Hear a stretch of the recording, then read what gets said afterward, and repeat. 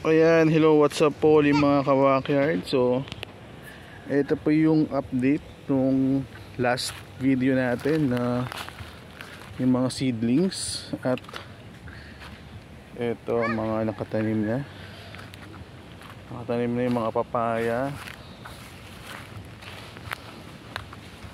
Uy, may kangkong.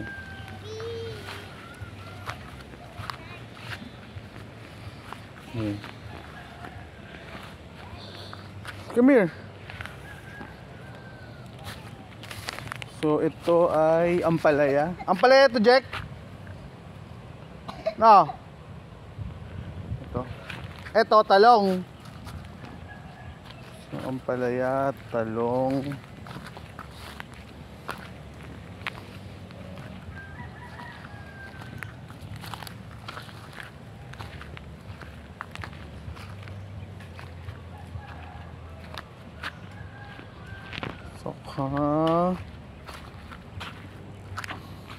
Ay, pwede dito sili.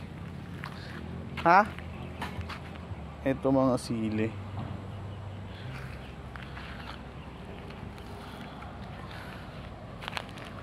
So ito yung mini lot na pinagtataniman namin ngayon. So assorted muna yung tinanim namin. May sili, may pagkain ng kambing. Ano to, yung bag dito, pagkain ng kambing yan eh. Ito mulberry, saka ito mga talong.